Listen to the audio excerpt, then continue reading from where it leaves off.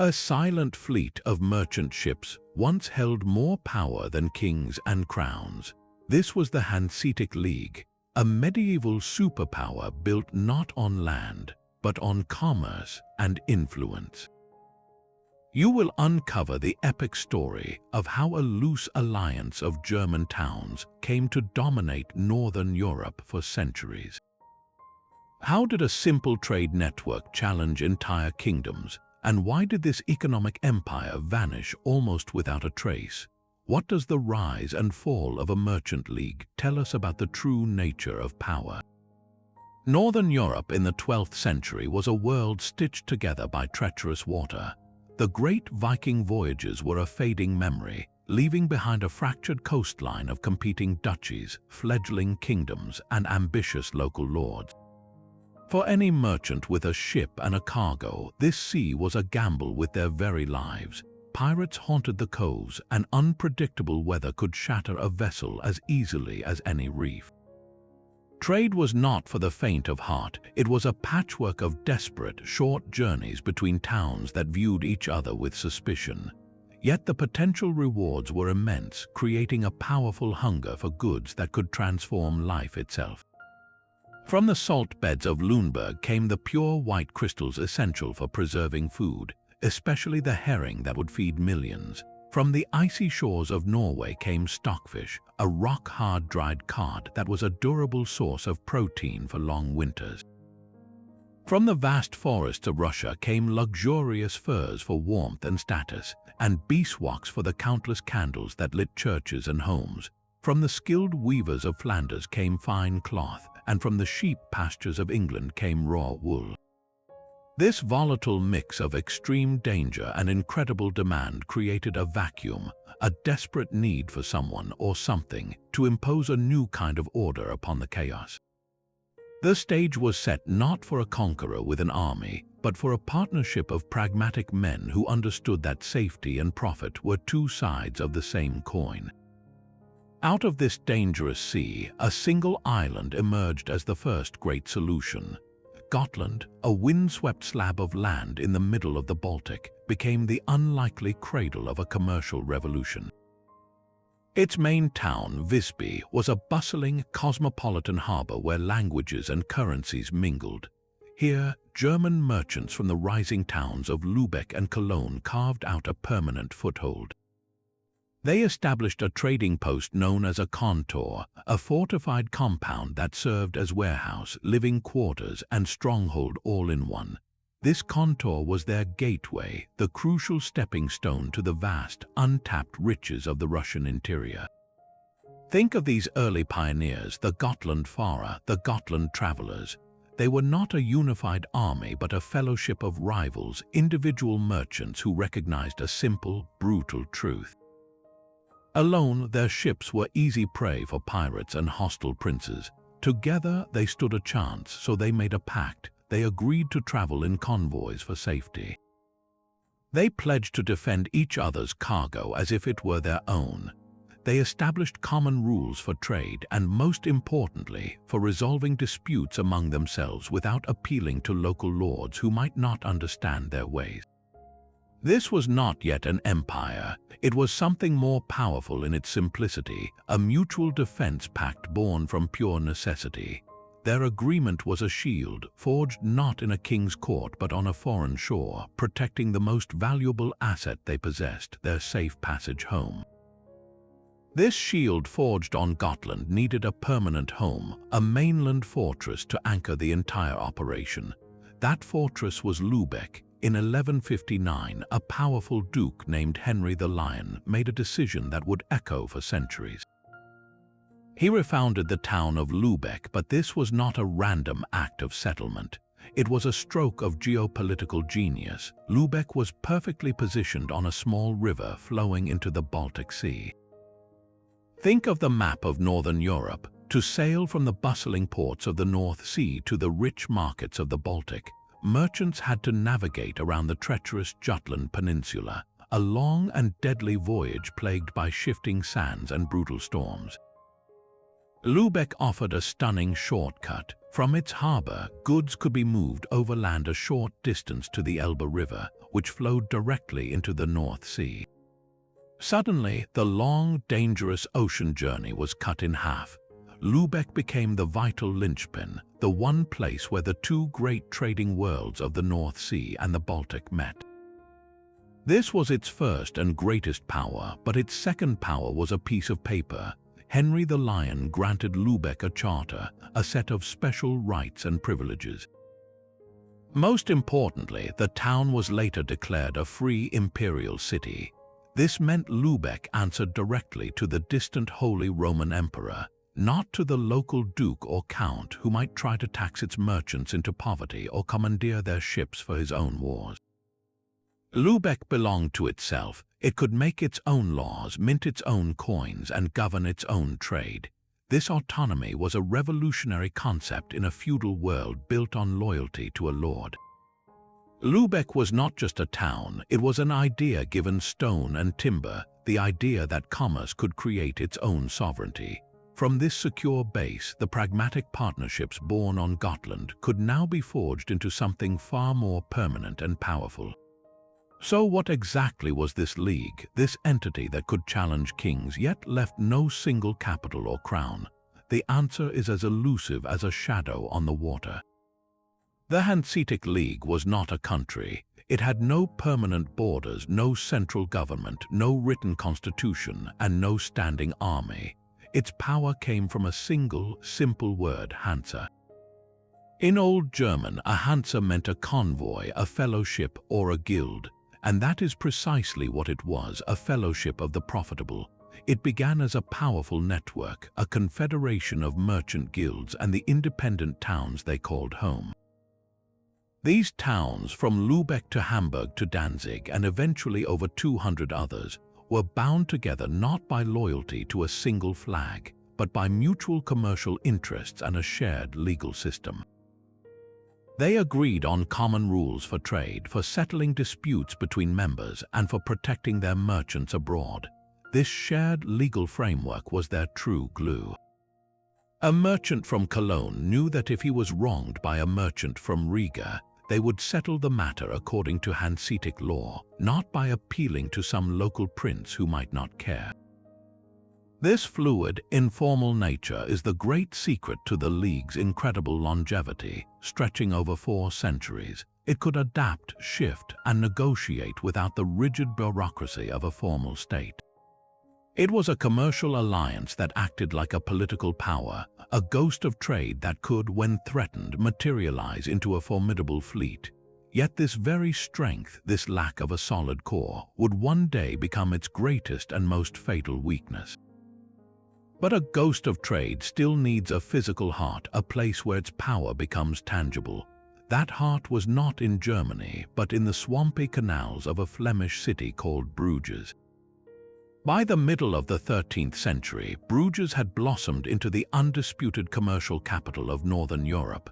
It was the New York or London of its day, a dizzying marketplace where English wool, Italian silks, French wines, and German metals converged. For the Hanse merchants, this was the ultimate prize, the one market they could not afford to lose, and so around 1252 they made their move. They did not send an army, they sent negotiators. Their demand was simple yet revolutionary.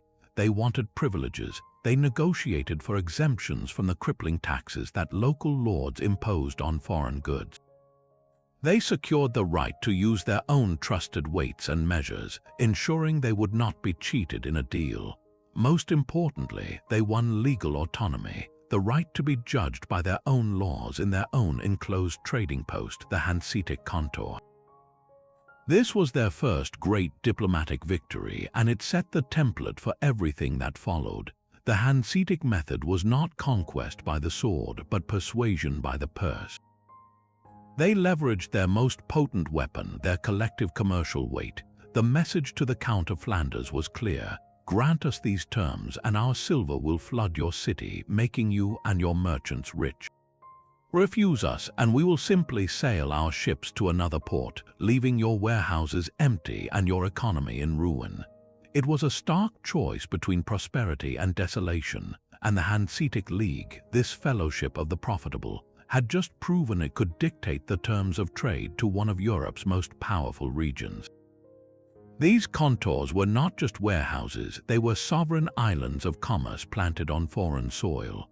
The League established 4 great pillars of its overseas power, each a fortress designed for a specific kingdom and its unique treasures. In London, their base was the Steelyard, a walled compound on the north bank of the Thames. Its name came from the great scales used to weigh goods, and here the Hanse merchants traded German silver and timber for the most sought-after commodity in Europe, fine English wool. They lived a cloistered life within its stone walls, governed by their own aldermen, a piece of Germany operating under the very nose of the English king. Far to the east, in the wilds of the Russian Principality of Novgorod, stood the Peterhof. This was the most isolated and rigidly controlled of all the Kontors. Surrounded by a high wooden palisade, its gates were locked at night, and no Russian was allowed inside after dark. Here, the merchants traded Flemish cloth and salt for the legendary furs of the north, sable and marten pelts so luxurious they were worth a fortune. Life in the Peterhof was one of extreme discipline and isolation, a necessary price for accessing the vast wealth of the Russian forests. In Bergen, Norway, the Kontor was a city within a city, a long row of brightly painted wooden warehouses and dwellings known as the German Wharf. This was the empire of stockfish. Hundreds of young German apprentices, known as journeymen, lived here for years, spending their summers drying and processing the rock-hard cod that was shipped south to feed a continent. Its social structure was a pyramid of strict merchant authority, a commercial machine dedicated to a single, smelly, and immensely valuable product. And then there was Bruges, the queen of them all. The Kontor here was less a single fortress and more a privileged district, the very nerve center of Hanseatic finance and intelligence. It was here that deals were brokered, credit was extended, and news from every corner of Europe was gathered and analyzed. Each of these 4 Kontors was a masterpiece of economic engineering, a self-contained world that allowed the League to project its power without ever drawing a sword. They were the ultimate expression of Hanseatic philosophy, proving that a well-defended ledger could be more powerful than any castle wall. Their power was a whisper, not a shout, an invisible hand that could strangle a kingdom's economy without a single soldier ever setting foot on its soil. The Hanseatic League's true strength lay in its ability to weaponize trade itself. To maintain their dominance, they perfected a form of economic warfare that was centuries ahead of its time. Their first and most feared tactic was the trade embargo. When the Count of Flanders tried to chip away at their hard-won privileges in Bruges, the League did not negotiate. In 1358, they gave a simple, devastating order. Every Hanseatic merchant was to pack his goods, board his ship, and leave. The ports of Flanders were declared closed. For over a year, not a single Hanseatic cog entered the harbor of Bruges. The city, which had grown fat on German trade, began to starve. Its warehouses overflowed with unsold English wool and French wine. Its markets fell silent. Artisans and shopkeepers faced ruin as the silver that fueled the city's lifeblood simply vanished. The Count of Flanders had no choice but to capitulate, restoring every privilege and more. This was the League's ultimate argument, a stark demonstration that their loyalty was to profit, not to any prince or place. But embargoes were just the blunt instrument. Their real genius was in building an unbreakable chain of control over the flow of essential goods.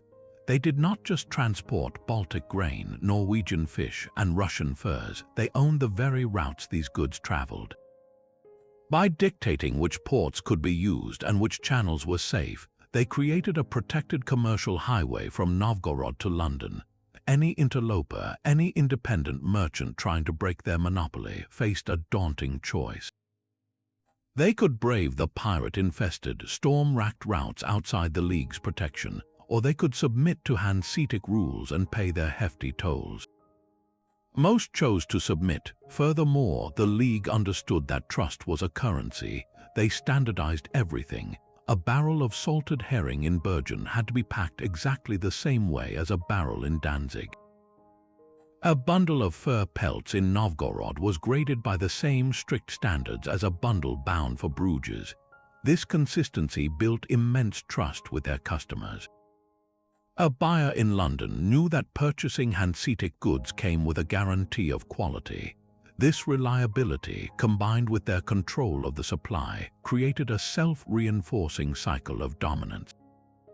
They were not merely merchants, they were the architects of the entire Northern European market, and they designed it to serve their interests alone. This invisible empire of trade required a physical vessel as revolutionary as its ideas, a ship that could carry its ambitions across the treacherous northern seas.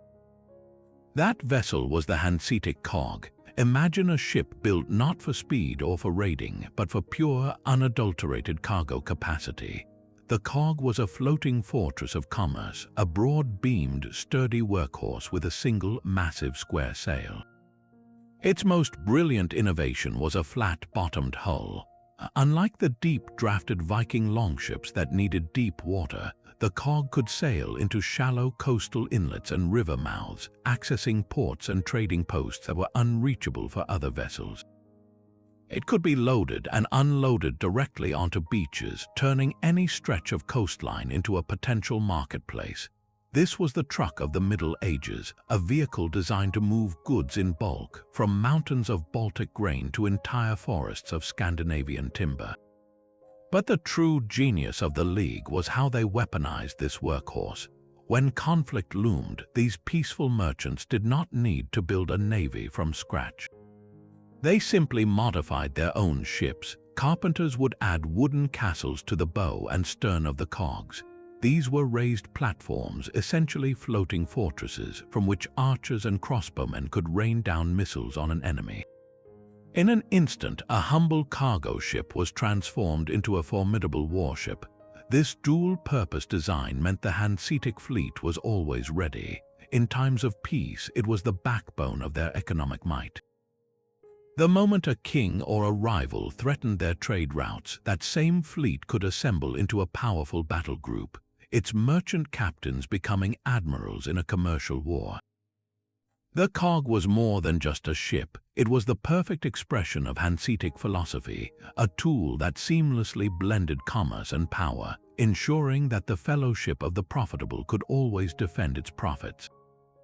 Yet for all its economic brilliance, the Hanseatic League faced a threat that no trade embargo could ever stop, a phantom menace rising from the sea itself. The late 14th century saw the Baltic become a lawless realm, ruled not by kings or merchants, but by a notorious band of pirates known as the Victual Brothers. They were not common thieves, but a highly organized and heavily armed brotherhood of adventurers, outcasts, and disgraced nobles who had turned piracy into a state of their own. They captured entire fleets of Hanseatic cogs, holding the cargo for ransom. They brazenly seized fortified ports and islands, using them as bases to launch raids against any ship that dared to sail. Their reign of terror reached its peak when they captured the wealthy town of Visby, the very island where the Hanseatic idea was born, and held it for years. This was more than just an annoyance, it was an existential crisis. The League's entire power was built on the security of its sea lanes, and the Victual Brothers were cutting its arteries. Individual cities like Lübeck or Hamburg found their own warships were no match for this sprawling pirate confederation. The crisis forced a profound and unprecedented decision. For the first time, the fiercely independent Hanseatic towns had to do something they had always avoided. They had to truly unite, not just in commerce but in war. They pooled their vast resources to fund a joint military fleet, a single armada financed by all and acting for the common good. This was a landmark moment, a reluctant transformation from a commercial network into a political and military alliance. The campaign to crush the Victual Brothers was long and brutal, but its success proved something monumental. the League discovered that when faced with a common enemy, it could wield a sword as effectively as it wielded a ledger. This victory over chaos did more than just clear the sea lanes. It forged a new, deeper unity, proving that their fellowship could be defended by force. But this hard-won unity would soon face its ultimate test, not from pirates but from a crown. King Waldemar IV of Denmark was a ruler of immense ambition and cunning, a king who looked at the map of the Baltic and saw not a web of free trade but a kingdom waiting to be reclaimed. His gaze fixed on the narrow channel of water separating Denmark from Sweden, the Øresund Strait. This was the bottleneck through which every single Hanseatic ship sailing between the Baltic and the North Sea had to pass. For Waldemar, it was not a passage, it was a toll booth. He dreamed of placing a castle on its shores and taxing every vessel that dared to pass, a plan that would give him a stranglehold on the very lifeblood of the League. But to fund his ambitions, he needed a fortune, and he knew exactly where to find it. In 1361, his fleet descended upon the island of Gotland. His target was not a pirate hideout, but the prosperous Hanseatic city of Visby. The town's merchants, grown wealthy from generations of trade, watched in horror as the Danish army stormed their walls. Waldemar did not just defeat them, he systematically plundered the city, stripping its churches and warehouses of their accumulated silver, gold, and goods. The looting was so thorough, so complete, that it was said 3 full days were not enough to transport all the treasure back to his ships. This was no random raid. It was a calculated declaration of war. By sacking Visby, the very cradle of their fellowship, Waldemar was sending the Hanseatic League a message as clear as it was brutal. He was not a phantom menace to be hunted down, but a king who believed their wealth was rightfully his, and their power was an illusion he was about to shatter. Waldemar's plunder of Visby was a gauntlet thrown, a direct challenge that the Merchant League could not ignore. The sack of that city proved their wealth was a target, and their loose alliance was seen as a weakness. For 6 long years, the Hanseatic towns simmered, but Waldemar only grew bolder, tightening his grip on the vital sea lanes. Then, in 1367, something unprecedented happened. Delegates from dozens of Hanseatic cities, from Lübeck to Cologne, traveled not for a trade fair, but for a war council. They gathered in the powerful city of Cologne, and there they made a historic decision. They formed the Cologne Confederation. This was not another commercial pact, it was a formal military alliance. For the first time, the ghost of trade materialized into a single, clenched fist. The agreement they signed was a masterpiece of collective action.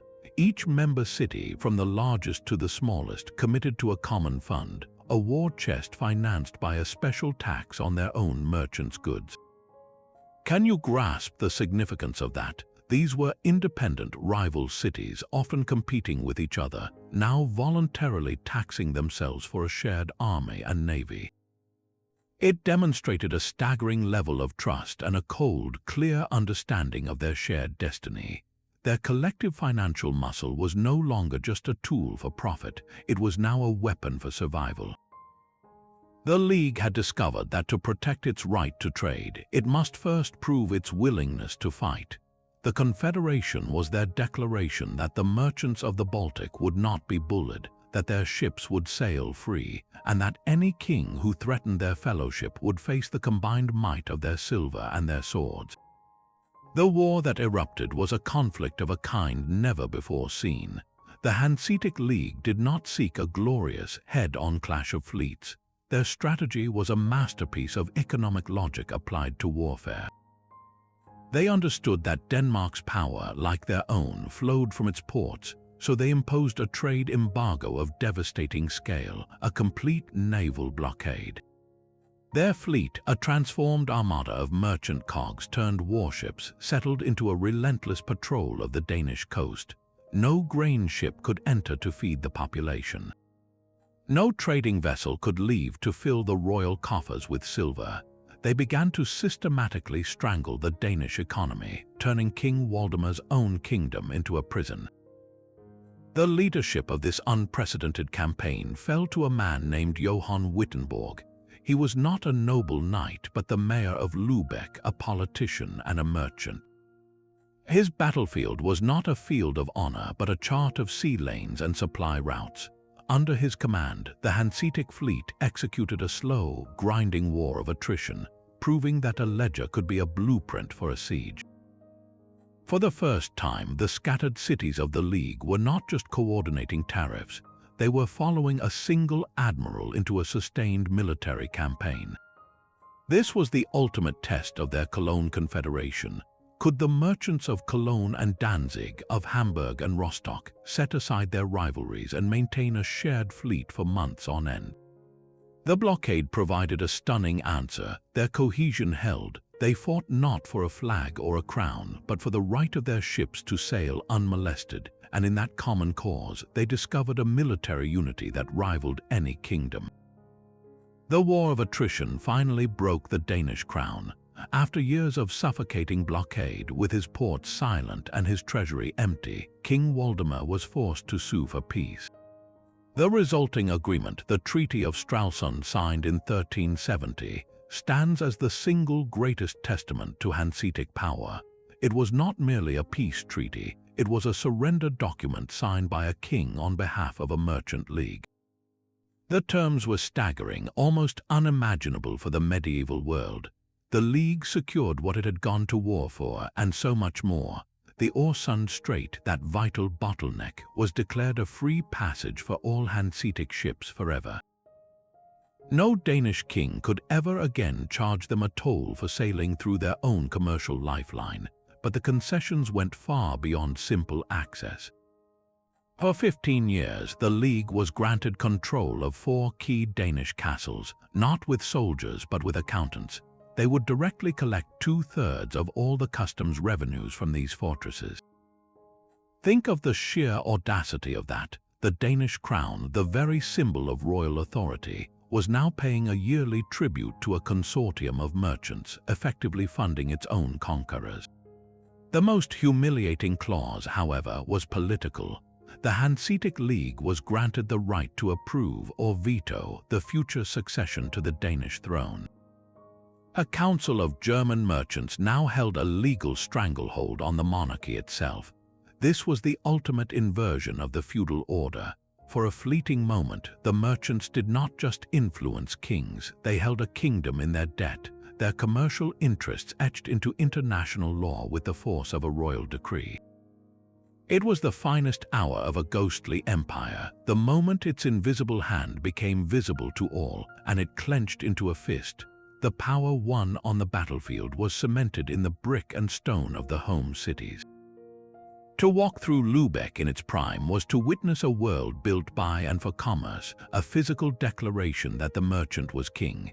The skyline was a forest of stepped gables, those ornate, staircase-like facades crowning the tall, narrow houses of the wealthy traders. This was brick Gothic, a style as practical as it was grand. Built from the red clay of the Baltic plains, these buildings were not just homes, they were fortified warehouses and offices. Their towering fronts projected wealth and stability, while their steep staircases inside led to vast attics where goods could be hoisted by pulley for storage. The city itself was a monument to the guilds that ruled it. The air was thick with the smells of ambition, of spices unloaded at the docks, of wax fur, and the smoke from countless hearths. Life here was governed by a rigid social pyramid. At the very top sat the long-distance traders, the Bergenfarer or Novgorodfarer, men whose wealth was so immense they formed an elite within an elite. They lived in those gabled houses, their opulent lifestyles funded by invisible deals struck in foreign Kontors. Below them were the master craftsmen, the bakers, brewers, and shoemakers, whose own guilds were powerful but forever subordinate to the merchant class.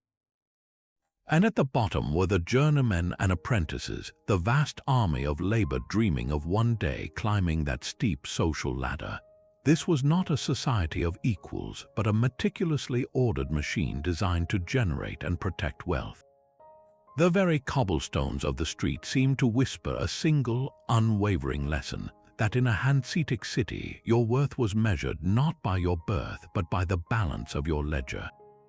This invisible empire of commerce spoke with a single voice, and that voice was Middle Low German. Across the sprawling network from London to Novgorod, the language of the Hanseatic merchants became as essential as their coins and their ships. It was the tongue of the ledger and the contract, the common ground where a Swedish fishmonger and a Flemish cloth dealer could negotiate a deal. In the bustling contour of the London steelyard, accounts were kept in this dialect. In the isolated Peterhof of Novgorod, trade agreements with Russian princes were formalized in its Gothic script. This was not a language imposed by conquest or royal decree, but one adopted by pure commercial necessity. If you wanted to play in the major leagues of Northern European trade, you had to learn the words of the Hanse. Its influence seeped far beyond the docks and counting houses, leaving a permanent mark on the languages we speak today. Take the word packing. In English, to pack your bags comes from the Middle Low German pack, meaning a bundle or a bale. The very ledge in ledger, the book that recorded all this commerce, finds its roots in their term for a book that lay permanently in one place. Scandinavian languages are filled with these echoes. The Swedish word for shop, affair, and the Norwegian word for trade, handel, are both borrowed directly from the Hanseatic merchants who dominated their ports. This linguistic legacy is a ghost in our modern vocabulary, a quiet testament to an era when the grammar of business was dictated not in palaces but in the holds of cogs. It proves that the League's most enduring conquest was not of land, but of the very words people used to do business. Yet the greatest test of this Hanseatic discipline was not in the familiar ports of the West, but in the deep, brooding forests of the East.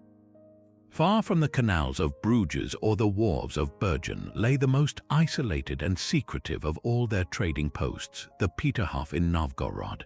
Imagine a walled German island adrift in a vast Russian sea, a world governed by rules so strict they bordered on paranoia. The compound was a fortress of commerce, its heavy wooden gates locked each night at sunset. No Russian was permitted to enter after dark, and no Hanseatic merchant was allowed to live outside its palisade walls. They could not marry local women, they could not bring their families from Germany, and most strikingly, they were formally forbidden from learning the Russian language. This was not a social experiment, it was a calculated strategy for survival. In a land so distant from any Hanseatic law or reinforcement, the greatest danger was not attack but assimilation. The League understood that if their merchants built lives and loyalties here, the entire delicate structure of their monopoly could collapse. They had to remain temporary guests, forever outsiders, their hearts and minds always fixed on the profits waiting for them back home. So they lived a monastic existence, a brotherhood of trade sealed off from the world, their entire society confined within the echoing halls of St. Peter's Court. The rewards for this isolation, however, were goods that glittered with almost mythical value. From the trappers of the northern wilderness came the legendary sable furs, pelts so dark, soft, and dense that they were the ultimate symbol of wealth and power across Europe. From the icy Arctic coasts came walrus tusks, a precious ivory carved into religious icons and luxury items for the noble and the pious.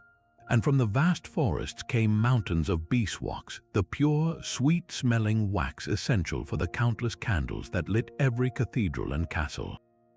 This was a trade in darkness and light, in the raw materials of faith and status, all funneled through this single, heavily guarded gate. Operating here was a logistical nightmare. A trading mission from Lübeck to Novgorod was a year-long journey, a slow, perilous crawl across a continent. The merchants who endured it were a special breed, hardened by cold, isolation, and the constant pressure of managing deals worth fortunes, all while never truly understanding the land or the people they depended on. Their entire operation was a high-stakes gamble, a testament to the Hanseatic belief that immense profit was always worth any price, even the price of living in a gilded cage of their own making. While the merchants of Novgorod lived in isolated discipline, their counterparts in London enjoyed a very different kind of power. The London Steelyard was a fortress of commerce planted directly on the north bank of the River Thames. Its name derived from the Great Steel Yard, the massive scales used to weigh incoming goods. This walled German enclave, with its own wharves, warehouses, and even a garden, was a state within a state, operating under a series of royal charters that granted its merchants extraordinary privileges. They paid minimal customs duties far lower than their English competitors. They were exempt from many local taxes, and most controversially, they had the right to be judged by their own laws in their own courts. For centuries, this arrangement was a golden deal for the English crown, which prized the steady flow of high-quality German goods, silver, and timber that the Hanse provided in exchange for England's most valuable export, raw wool. The very fabric of Europe, from the robes of Flemish weavers to the garments of Italian nobles, began with English wool, and the Hanseatic League controlled a massive share of its shipment. But this privileged status bred a deep and simmering resentment among the merchants of London. They watched from outside the Steelyard's gates as these foreign traders enjoyed favors they themselves were denied, amassing immense wealth while operating under their own rules. This friction was not a quiet grumble, it was a tension that regularly erupted into violence. Mobs of English merchants and apprentices would sometimes storm the Steelyard, breaking down its gates, looting its warehouses, and assaulting its residents. In response, the Hanse would simply invoke their royal charters, and the crown, reliant on their trade and silver, would repeatedly step in to restore their privileges. Each riot and each subsequent royal protection order underscored the same brutal truth. The Hanseatic League's power in England was not built on popular support, but on a cold, calculated partnership with the monarchy, a partnership that placed commercial convenience above the grievances of its own people. The very existence of this commercial empire presents a profound mystery of governance. How do you rule a realm without a throne, a capital, or a standing army? The answer lies not in a palace, but in a single grand hall in Lübeck. When a crisis threatened the League, messengers would race across the trade routes, summoning delegates to a Hansetag, a Hanseatic diet. Picture the scene in Lübeck's town hall, a cavernous chamber of brick and timber where the fate of northern European commerce would be decided. Men from up to 70 different cities, from bustling Cologne to distant Reval, would gather around massive oak tables. The air would be thick with the scent of wax and wool, and alive with the cacophony of a dozen different Low German dialects. These were not kings or dukes, but practical men of business, mayors and senior merchants who had left their ledgers behind to confront a shared threat. There were no permanent ambassadors, no professional diplomats. Each city sent its own representatives, armed with their own interests and instructions. Reaching a consensus in this room was a monumental task of negotiation and compromise. A delegate from Danzig, whose wealth came from Baltic grain, might have little patience for the concerns of a delegate from Cologne, whose focus was the cloth trade with England. Their greatest tool was the vote, a remarkably democratic process for its time, but it was a democracy of the powerful. The larger, wealthier cities like Lübeck, Hamburg, and Cologne held more sway, their voices carrying the weight of their immense financial contributions. This ad hoc system was the League's brilliant solution to the problem of power. It allowed the fellowship to remain exactly that, a fellowship. It did not impose a crushing, permanent bureaucracy on its members. Cities could go about their daily business, only coming together when a collective danger emerged that no single city could face alone. This flexibility was its genius, allowing the League to adapt to changing circumstances for centuries.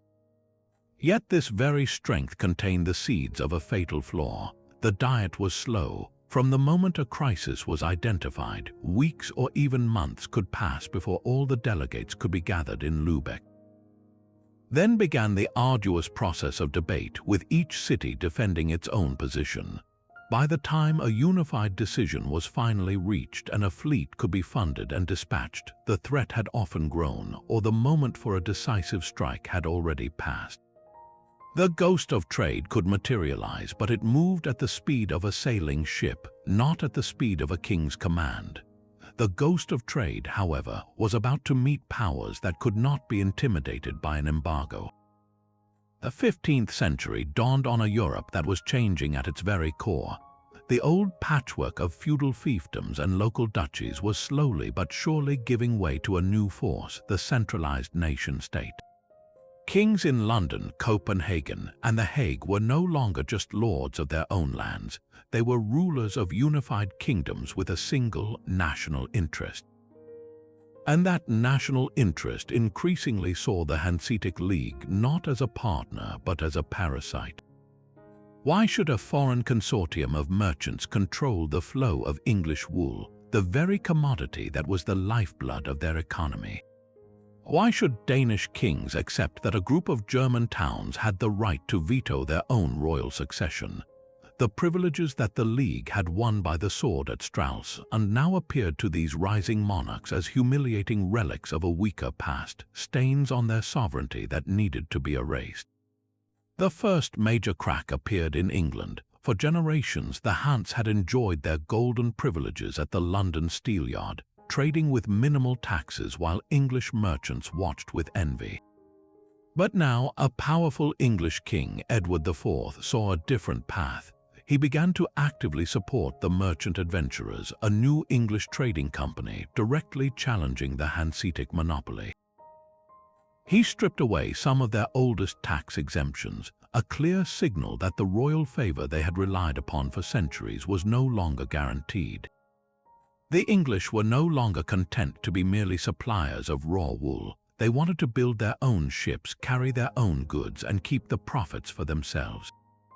Across the North Sea, a unified Denmark, smarting from the humiliation of Stralsund, began to rebuild its navy and reassert its control over the Baltic, chipping away at the League's special access. But the most devastating challenge came not from a king with a crown, but from a republic of sailors and shipbuilders, the Dutch. The Netherlands perfected a new kind of ship, the flight. Think of it as the successor to the Hanseatic cog. Where the cog was a sturdy, defensible workhorse, the flight was a sleek, specialized machine built for one thing only: profit. Its revolutionary, pear-shaped hull was designed for maximum cargo space with a minimal crew. It was cheaper to build, cheaper to operate, and could carry more bulk goods than any Hanseatic vessel.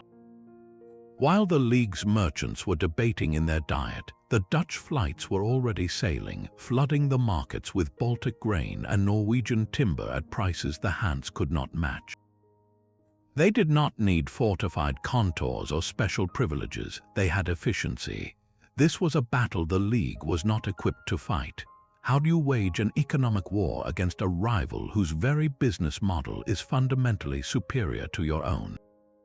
The invisible hand of the market, which the Hanse had once commanded, was now turning against them. The ghost of trade was now tearing itself apart from the inside. Just as kings and rivals challenged the League from without, a deep and growing rift fractured its own cities, pitting member against member. The Great Alliance was splitting into three distinct and often hostile factions. In the West, cities like Cologne thrived on their deep connections to England and the cloth markets of Flanders. Their prosperity was tied to the North Sea, and they were often hesitant to commit their resources to a costly war in the distant Baltic. Far to the east, the powerful Prussian cities led by Danzig had built their own empire on a different treasure: grain. Vast fleets of ships carried cheap Baltic rye to feed the growing populations of Western Europe, and Danzig guarded this lucrative trade jealously.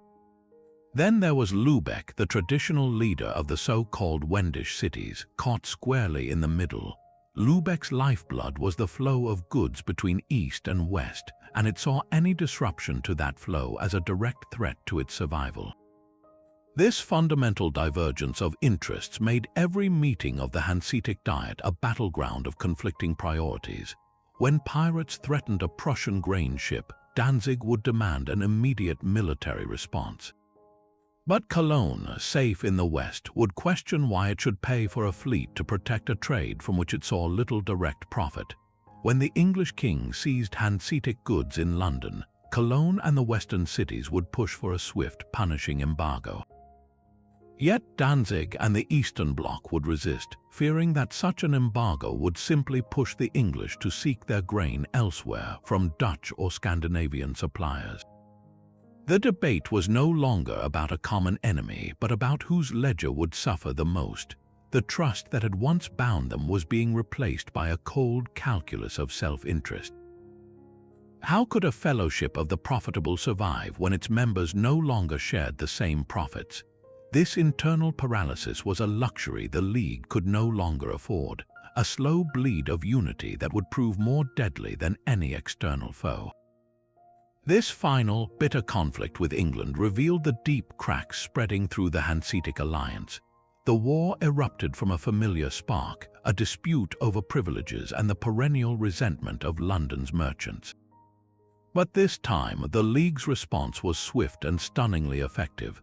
Their fleet descended upon the English Channel and achieved a masterstroke, capturing the entire English wine fleet from Bordeaux in a single, humiliating raid. For a moment, it seemed like the old magic still worked. The Hanseatic cog, that symbol of merchant power, had once again proven it could cripple a kingdom's economy. Yet this dramatic victory was an illusion.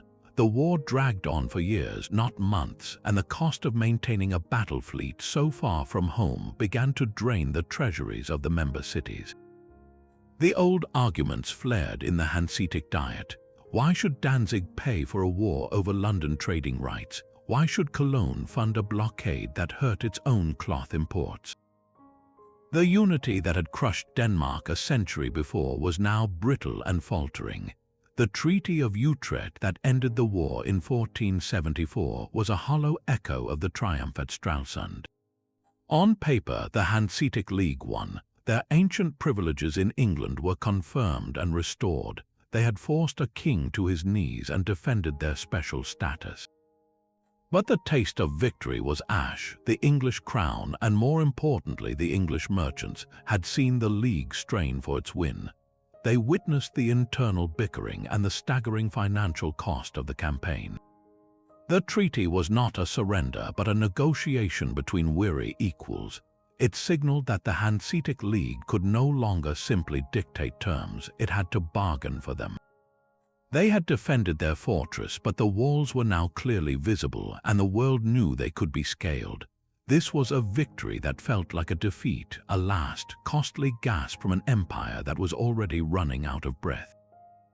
The ink was barely dry on the Treaty of Utrecht when the world itself began to change shape. For centuries, the Hanseatic League had mastered the known map, a world where power flowed along the coasts of northern Europe. But in 1492, a Genoese sailor sailing for Spain stumbled upon a continent that did not exist on any Hanseatic chart. Christopher Columbus landing in the Americas was more than just an exploration. It was a geopolitical earthquake that would render the entire Hanseatic system obsolete. The Old World, with the Baltic Sea at its commercial heart, was suddenly and irrevocably relegated to the sidelines. The economic center of gravity for Europe did not just shift, it shattered, leaping across the ocean to the Atlantic ports of Spain and Portugal. Think of what this meant for the men counting their profits in Lübeck. For generations, their greatest treasure had been the safe, predictable route from Novgorod to London. Now a new route had been blasted open, one that led not to familiar forests for fur, but to continents overflowing with silver and spices. The value of everything the Hanseatic League controlled was about to plummet. Why would a king in Lisbon pay a fortune for Baltic timber when he could build his ships from the hardwoods of Brazil?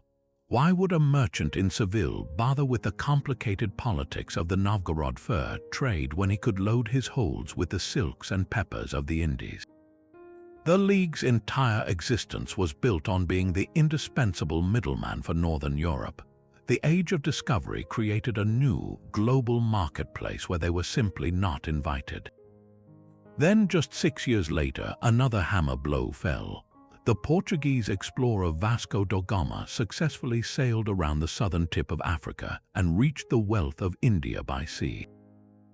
He had broken the ancient overland spice monopoly held by the Venetians and the Arabs. Suddenly, the priceless spices of the East, pepper, cinnamon, and cloves, no longer had to travel through a dozen middlemen across deserts and mountains. They could be loaded directly onto Portuguese carracks in Calicut and shipped to Lisbon. This new sea route did not just bypass the Hanseatic League, it ignored its very existence. The most lucrative trade in the world now flowed through a channel they did not control, to ports they did not operate in, on an ocean they had never sailed. The Baltic and North Seas, once the bustling crossroads of commerce, were becoming a quiet provincial backwater. The Hanseatic cog, that sturdy workhorse of the northern waters, was utterly useless for the vast, storm-tossed journeys across the Atlantic or around the Cape of Good Hope. Their world, meticulously built over 4 centuries, had been made peripheral almost overnight. The true crisis was not just that new trade routes existed, but that they traded in a new scale of dreams. The Hanseatic League dealt in the essentials of medieval life: grain, fish, timber, and wax. The new Atlantic economy dealt in the currency of empires: silver from Potosi, sugar from the Caribbean, and the intoxicating flavors of the Orient. How could a barrel of salted herring possibly compete with a chest full of Mexican silver?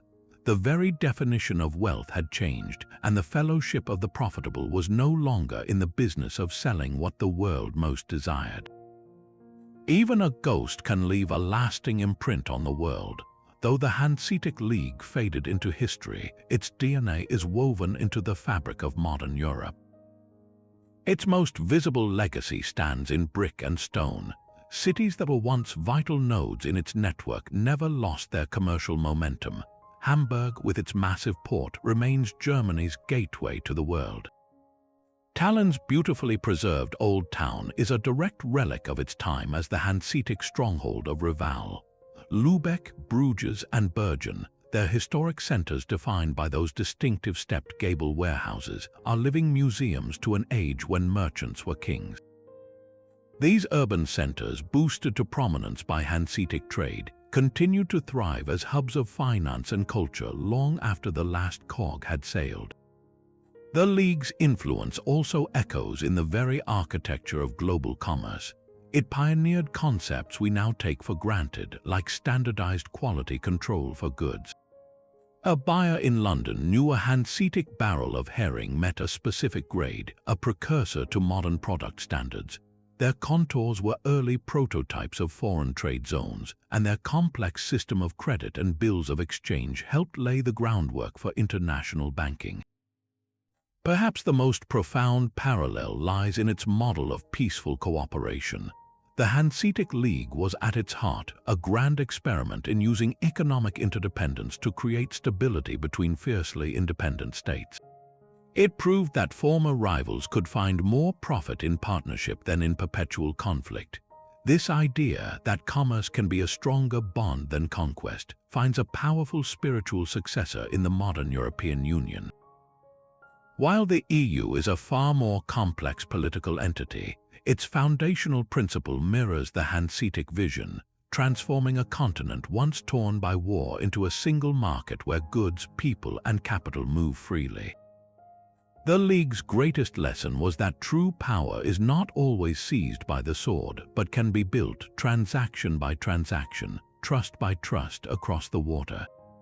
The Hanseatic League stands as a singular chapter in human history, an empire of the ledger rather than the sword. It demonstrated for 4 centuries that cooperation, built on shared commercial interest, could forge a stability more resilient than any conquest. In a world fractured by feudal loyalties and endless war, this fellowship of merchants created a common peace across the northern seas, a peace where goods and ideas flowed along protected routes, enriching not just a privileged few but entire cities and regions. Its enduring legacy is a powerful reminder that the currents of trade and shared purpose can weave connections far stronger than any fortress wall. They built bridges of commerce where others built barriers of stone. So what echoes of this ancient league do you see in our world today? Does the spirit of the Hanse live on in modern trade alliances or global economic networks? Share your thoughts in the comments below and subscribe for more journeys into the mysteries of